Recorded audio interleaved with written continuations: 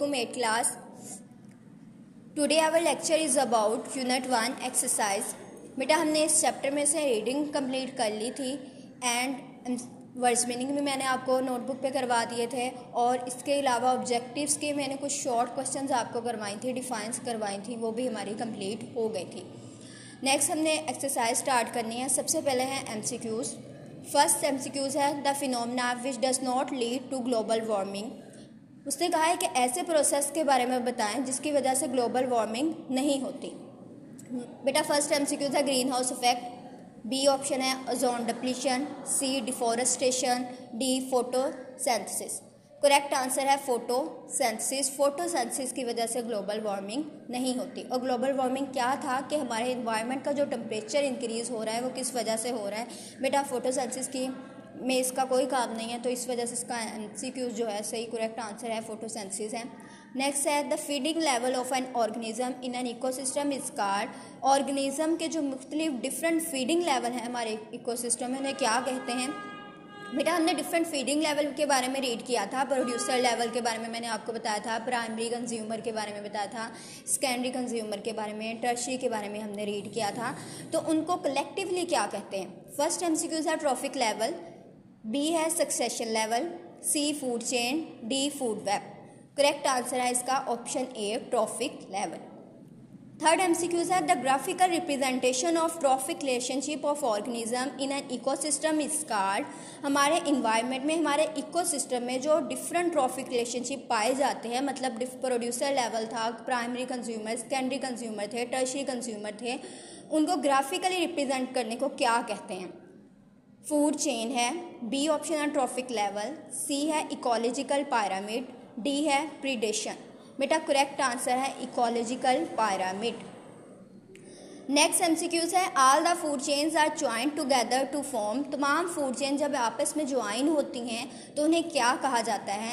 ए MCQs है ecological pyramid, B food web, C trophical level, D none of this. बेटा इसका correct answer option B food web. Next MCQs 5 the energy of the sun is trapped as chemical energy by. बेटा ये आपने एक full topic read किया था photosynthesis के बारे में। फोटोसिंथेसिस क्या था बेसिकली, इसमें प्लांट अपनी फूड को प्रिपेयर करते थे in the presence of sunlight. Water and carbon dioxide को in the presence of sunlight वो ग्लूकोज में कन्वर्ट करते थे एंड ऑक्सीजन इन्वायरमेंट में रिलीज कर देते थे। ये कौन से ऑर्गेनिज्म करते थे, ये प्लांट्स करते थे। और आपको पता है जो प्रोड्यूसर लेवल हैं वो बेसिकली क्या हैं, प्लांट्स हैं। तो इसका मतलब ये हुआ कि जो करेक्ट आंसर है इसका ऑप्शन ए प्रोड्यूसर्स है। नेक्स्ट है consumer that actively hunt other organisms are called. ऐसे कंज्यूमर जो दूसरे ऑर्गेनिज्म को हंट करते हैं, मतलब शिकार करते हैं। हंट का मतलब होता है शिकार करना, जो दूसरे ऑर्गेनिज्म को खाते हैं उन्हें क्या कहते हैं। बेटा ये प्रे एंड प्रीडेटर का रिलेशनशिप था। प्रे ऐसे ऑर्गेनिज्म को बोलते हैं जिसका शिकार किया जाता है एंड प्रीडेटर वो ऑर्गेनिज्म था जो शिकार करता है। देन करेक्ट आंसर है प्रीडेटर।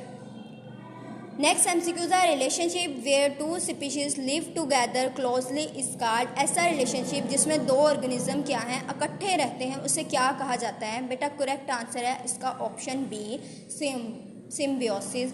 ये हमने फुल टॉपिक रीड किया था सिम्बियोसिस का, म्यूचुअलिज्म का, कोमेंसलिज्म का, ऑब्जेक्टिव में भी हमने किया था। तो यही जो है ऑप्शन बी इसका करेक्ट आंसर है। नेक्स्ट है we can solve environmental problems by.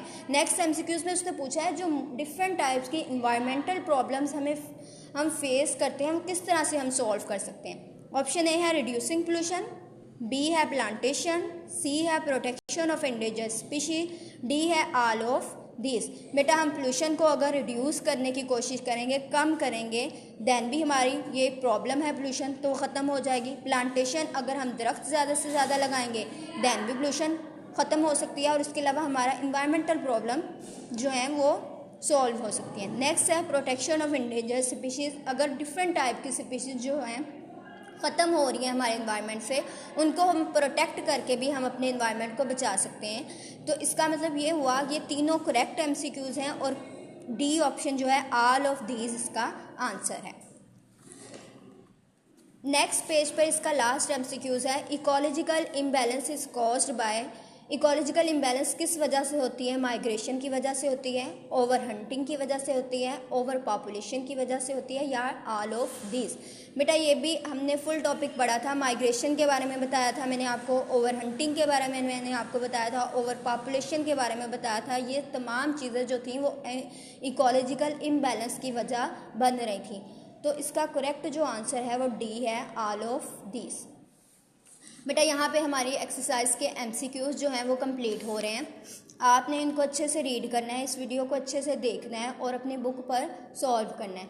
Next इंशाल्लाह हम शॉर्ट क्वेश्चन स्टार्ट करेंगे और शॉर्ट क्वेश्चन के लिए आपने अपनी नोटबुक्स को रेडी करना है अच्छे से, ठीक है। और जो चीज़ मैं आपको सेंड करूँगी वो आपने अपनी नोटबुक पर राइट करना है। Thank you.